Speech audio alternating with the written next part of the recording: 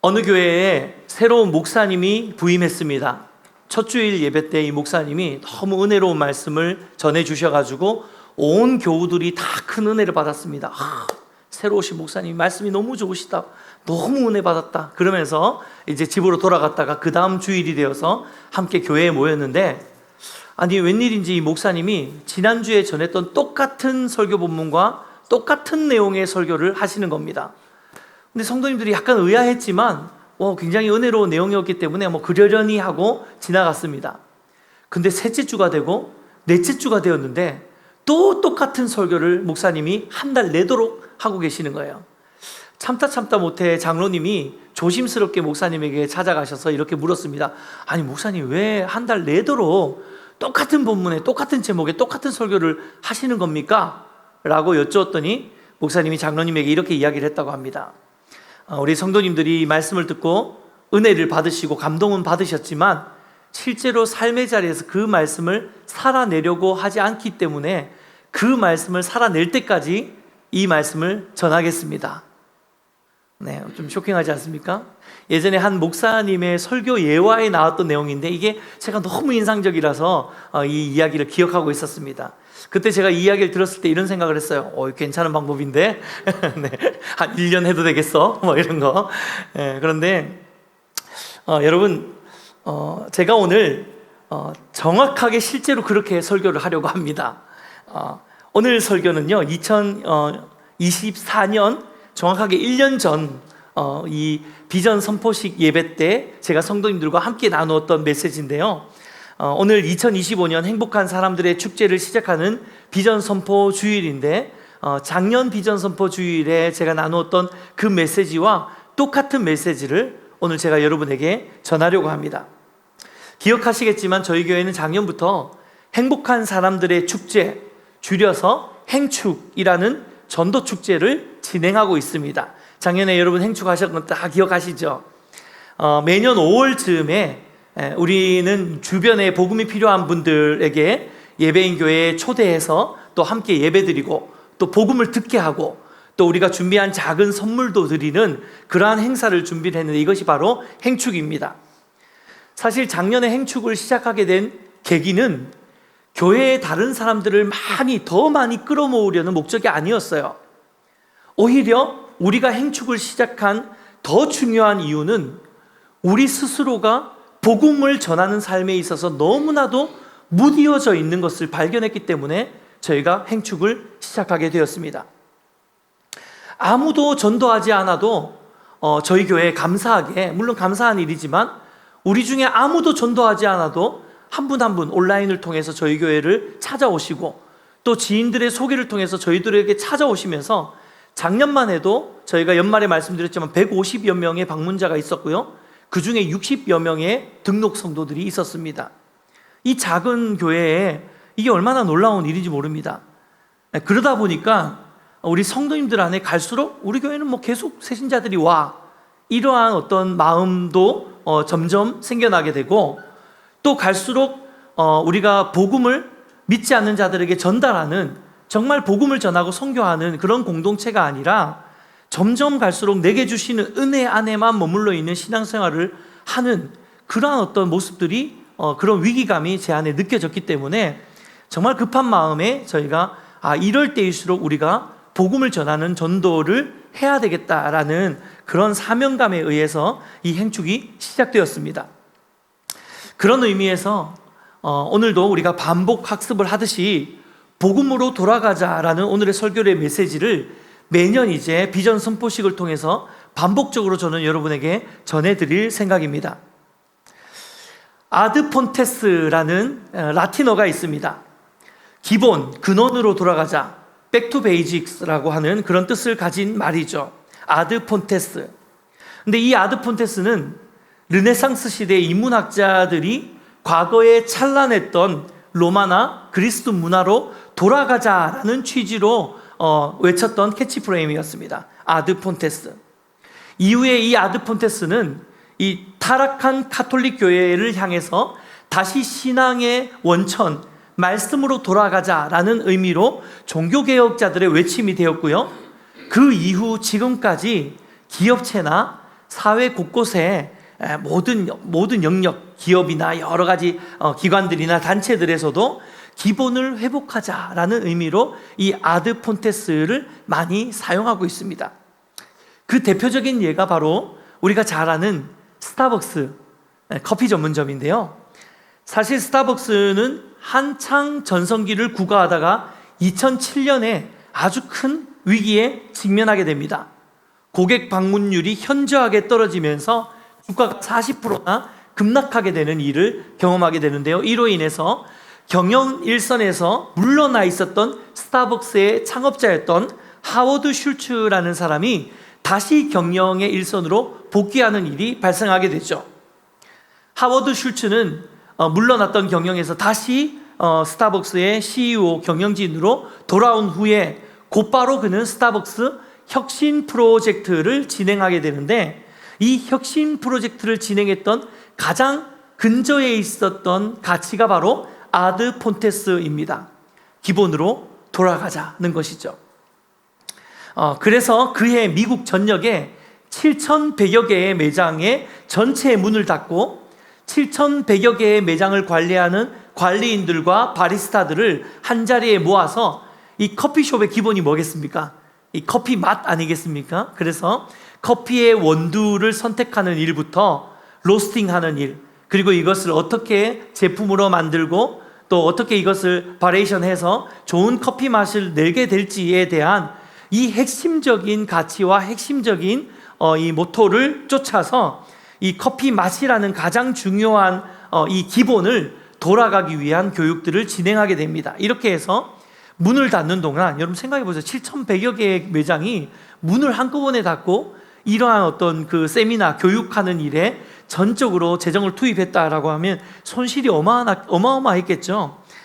실제로 600만 달러, 그 문을 닫고 있는 기간 동안 80억 가까운 손실이 났다고 합니다.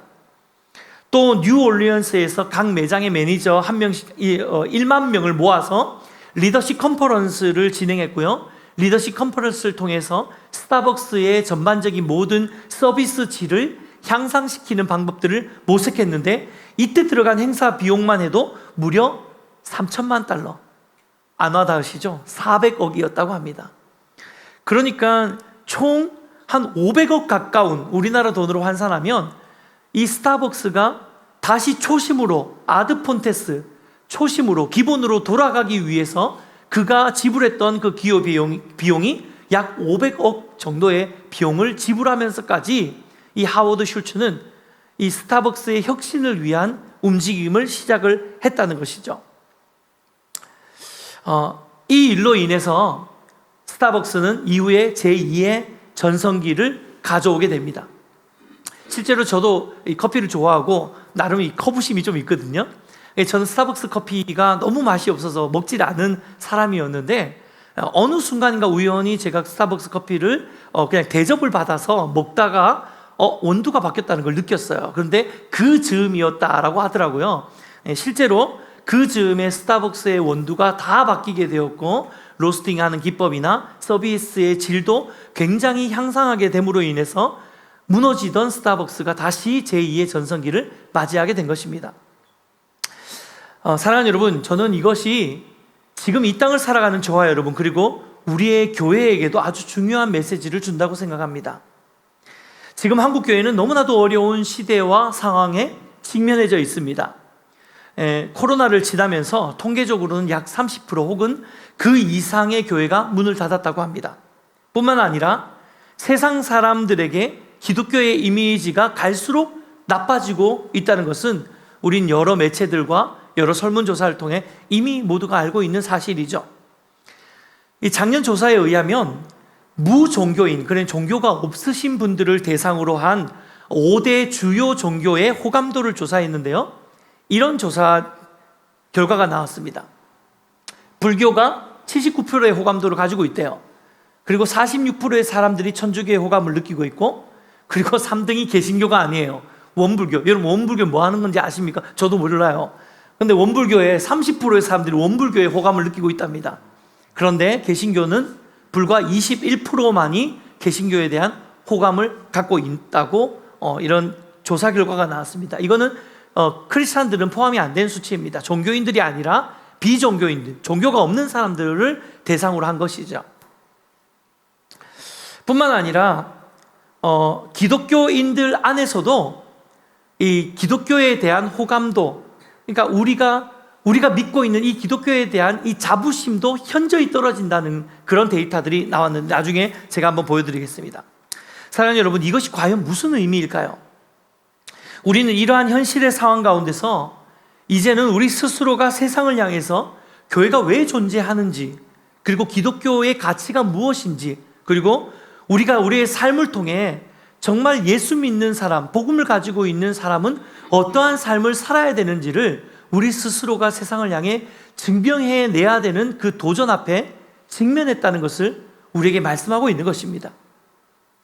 이런 맥락에서 우리도 아드 폰테스, 우리의 신앙의 기본으로 다시 돌아가야 하는 때가 바로 지금인 줄 믿습니다. 사랑하는 여러분, 그렇다면 우리가 돌아가야 할, 우리가 회복해야 될 기본이 무엇일까요? 그 기본은 바로 복음입니다.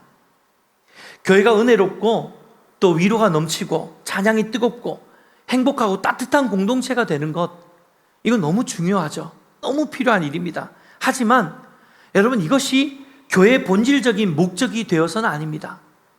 따뜻한 공동체가 되는 게 교회의 본질적인 목적은 아니에요. 위로가 넘치는 공동체가 되는 게 교회의 본질적인 목적은 아닙니다. 내가 힘들 때마다 나와 함께 해주는 사람들을 만나는 것, 이것이 교회의 본질적인 목적은 아니라는 거예요.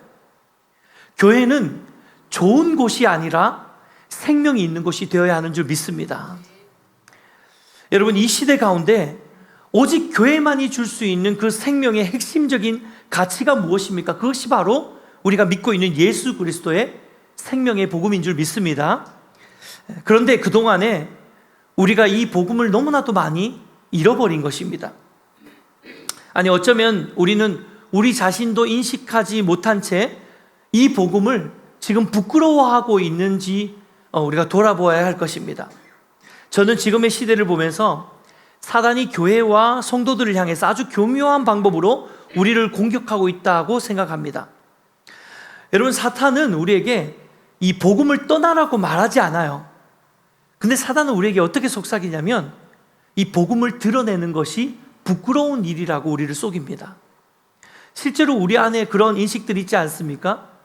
아마도 모르긴 몰라도 많은 성도님들이 여러분의 삶의 자리에서 여러분이 신앙인이라는 사실, 여러분이 그리스도인이라는 사실을 이렇게 드러내고 또 나를 통해서 복음이 많은 사람들에게 전달되어지는 그러한 삶을 사는 것이 굉장히 어려운 분들이 우리 가운데 많이 계실 거예요. 내가 이 예수를 믿는다고 하면, 내가 교회 다닌다고 하면 옆에 있는 사람이 나를 어떻게 생각할까? 야, 네가 교회 다녀?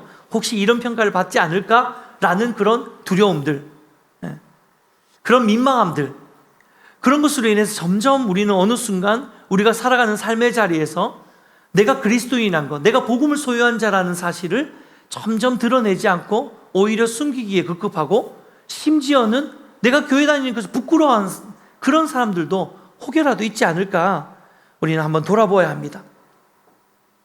더군다나 지금 이 세상 가운데 일어나고 있는 수많은 미디어와 대중문화들을 통해서 끊임없이 세상 사람들에게 교회와 성도와 특별히 목회자들의 이미지들이 변질되고 이중적인 모습으로 계속해서 미디어를 통해 노출되고 있는 게, 여러분, 이게 이상하지 않습니까?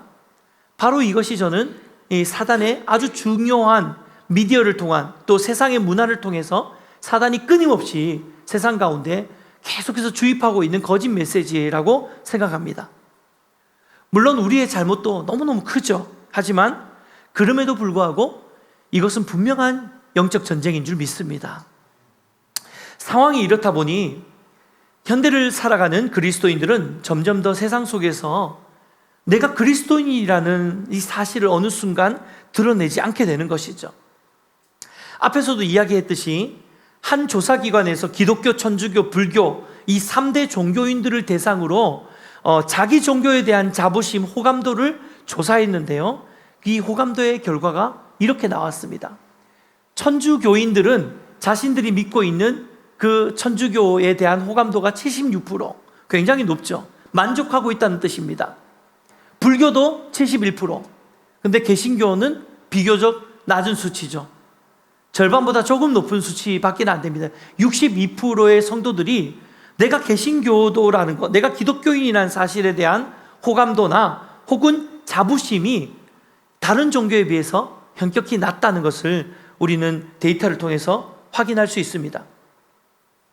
어쩌면 우리는 나 자신도 모르는 사이에 복음을 부끄러워하는 세대가 되고 있는 것입니다. 여러분은 어떻습니까? 아마도 이 자리에 있는 우리 장년 성도님들은 그래도 비교적 좀 덜할 것입니다. 하지만 우리 청년 세대들 혹은 우리 다음 세대, 우리 아이들 같은 경우에는 정말로 자신이 그리스도인이라는 사실을 전혀 드러내지 않고 숨기면서 살아가고 있는 사람들이 얼마나 많은지 모릅니다. 뿐만 아니라 교회도 성도들에게 제대로 이 복음을 가르치고 선포하는 일에 열심을 내지 못했음을 우리가 겸손히 시인해야 할 것입니다. 많은 성도들이 삶과 신앙이 동떨어진 문제를 갖고 살다 보니까 어느 순간 교회들은, 물론 저희 교회도 조금 그런 편인데요, 계속해서 이 복음에 대한 본질적인 선포와 복음에 대한 아주 원론적인 가르침을 하기보다는 오히려 조금 더 윤리적이거나 혹은 도덕적이거나 혹은 선한 삶을 향한 강조와 도전이 교회의 메시지에 굉장히 많아진 것이 사실이에요. 물론 저희 교회에는 조금 윤리적이고 도덕적인 설교는 제가 좀 지향하는 편이기 때문에 저희 교회에서는 그런 설교가 많이 나가지는 않지만, 그럼에도 불구하고 저희도 굉장히 강조하는 게 뭡니까? 삶이잖아요. 근데 이 삶을 강조하는 것이 당연한 일이지만 우리가 계속해서 삶의 모습들만 강조하다 보면 어느 순간에 복음의 핵심적인 본질을 놓칠 때가 또 많다는 사실을 우리는 좀 기억해야 될 것입니다. 그래서 정말 건강한 교회 공동체로 우리가 세워지기 위해서는 복음, 순복음에 대한 이 복음 자체에 대한 가르침과 강조와 더불어서 삶에 대한 강조가 함께 균형을 맞출 때에 이 건강한 교회 공동체가 되는 것이죠. 그래서 오늘 본문의 사도 바울은 이 복음에 대해서 이렇게 증언을 하고 있습니다. 로마서 1장 16절 말씀 같이 한번 읽어보도록 하겠습니다. 함께 읽겠습니다. 시작. 내가 복음을 부끄러워하지 아니하노니 이 복음은 모든 믿는 자에게 구원을 주시는 하나님의 능력이 됨이라. 먼저는 유대인에게요 그리고 헬라인에게로다. 여러분 알다시피 원래 바울은 이 복음을 부끄러워하는 게 아니라 복음을 증오했던 사람이었습니다. 예수 믿는 사람들을 싹 다 색출해내서 감옥에 가두는 그 열심히 있는 유대인, 그가 바로 바울이었죠.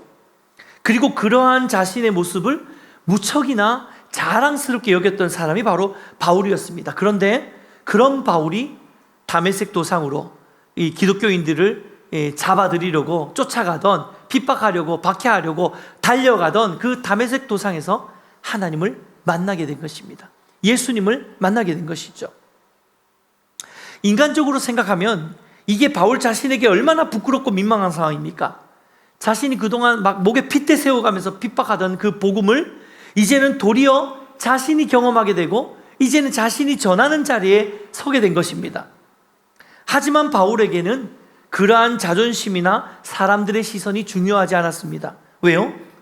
무엇과도 바꿀 수 없는 이 영원한 생명을 주시는 구원의 복음을 만났기 때문입니다. 할렐루야.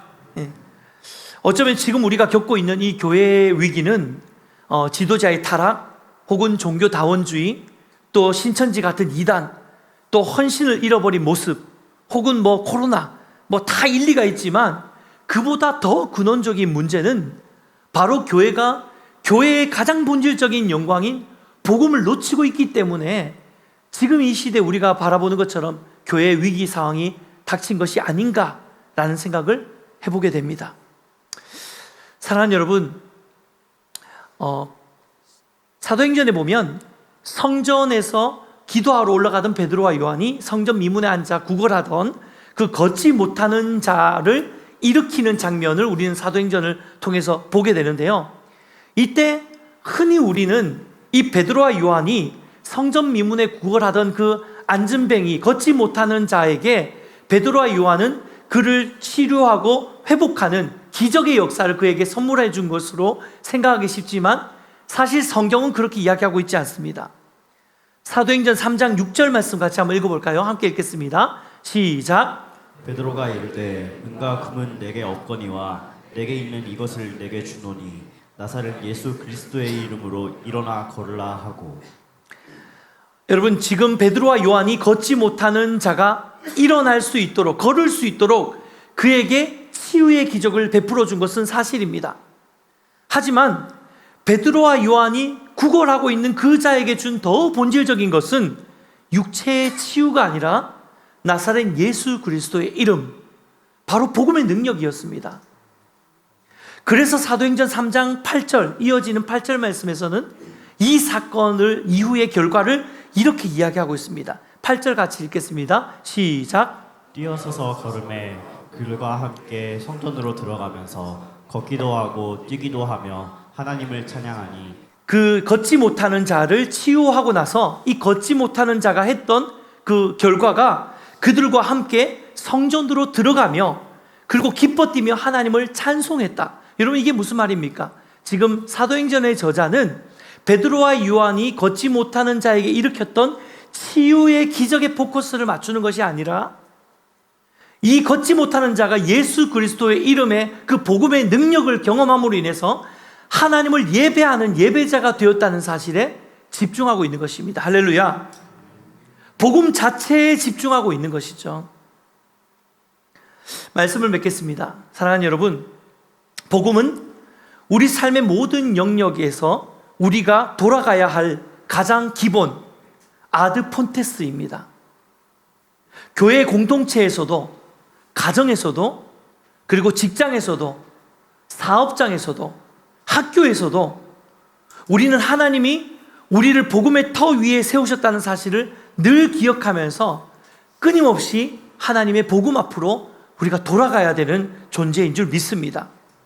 그래서 예배인 교회가 작년부터 우리는 우리의 기본인 복음으로 돌아가기 위해서 행복한 사람들의 축제를 진행하고 있는 것입니다. 왜냐하면 이 전도 축제는 결국 이 복음을 가지고 내가 세상 사람들에게, 내 주변의 사람들에게 이 복음을 가지고 이 복음을 전달해내며 또 특별히 전달하는 그 과정을 통해서 내가 복음으로 다시 한번 내 삶이 회복되어져야지 가능한 일이 바로 전도이기 때문입니다. 그래서 우리가 이 전도를 통해서 사람들을 더 많이 끌어모으려는 것이 이 전도의 목적이 아니라 이 전도를 통해 내가 복음으로 살아내고 그리고 복음으로 살아내는 삶을 통해 내 주변의 사람들에게 다시 그 복음이 흘러가게 만드는 이 복음의 선순환이 일어나게 하는 것, 이게 바로 우리가 꿈꾸고 있는 행복한 사람들의 축제입니다. 예배인 교회는 올해 5월 11일 주일과 또 18일 두 주간에 걸쳐서 이번에는 행복한 축제를 진행하려고 합니다. 5월 11일 주일은요, 제가 여러분 기억하시는 분 계실 텐데 예전에 제가 그 대중가수 중에 범키라는 아주 유명한 가수가 있습니다. 근데 이 가수가 실제로 정말로 세상 가운데서 완전히 세상의 그 음란하고 그 밑바닥의 문화들 가운데서 그렇게 그걸 즐기면서 그것을 영감 삼아서 음악을 만들던, 그러면서 그 가사들이 보면은 정말 너무너무 세상적인 가사를 담고 있는, 가치관을 담고 있는 그런 노래로 차트에 1위도 하고 정말 유명한 가수였는데 그가 하나님을 만남으로 인해서 자신의 최신 히트곡을 하나도 부르지 않고 하나님을 예배하는 곡들을 부르고, 그리고 이제 만들어내는 그의 모든 노래의 가치관은 성경적인 가치관의 곡들을 만들어내는 것들, 그거 제가 아마 말씀 통해서 이야기한 적이 있는데 기억나시죠? 예, 바로 그 범키를 저희가 섭외했다는 거 아니겠습니까? 그래서 5월 11일 범키 형제가 와서 함께 그의 삶과 그의 간증과 그의 찬양을 나누는 시간들을 가질 것입니다. 그래서 5월 11일은 저희가 문화행축으로 많은 분들을 함께 초대해서 정말 그 유명한 그 인플루언서, 유명한 대중가수가 어떻게 하나님을 만났고 하나님을 만나고 복음을 만남으로 인해서 그의 삶이 어떻게 변화되어지는지를 간증과 찬양을 통해서 함께 듣는 시간을 가질 것입니다. 그리고 5월 18일은 실제적으로 복음의 메시지가 전달되어지는 시간으로 우리가 삼을 것입니다. 이 일을 위해서 오늘 비전 선포주의를 시작으로 이제 2주 동안 여러분 기도하신 후에 내 주변에 복음이 필요한 5명의 태신자 영혼을 작정하는 시간을 우리가 가지려고 합니다. 그리고 한 단계씩 교회의 가이드를 따라서 실제적으로 내 삶을 통해서 복음이 흘러가는 훈련들을 온 교회 공동체가 함께 진행할 것입니다. 사랑하는 여러분, 복음을 전하는 것은요, 프로그램이 아닙니다. 복음을 전하는 것은요, 부흥을 위한 수단도 아닙니다. 복음을 전하는 것은 교회와 성도의 정체성인 줄 믿습니다. 아멘입니까? 기도하고 축복하는 것은 우리 예배인 공동체가 복음의 공동체로 다시 한번 튼튼하게 세워지는 놀라운 은혜를 우리가 이 시기를 통해서 경험하게 되시기를 주님의 이름으로 축원해 드립니다.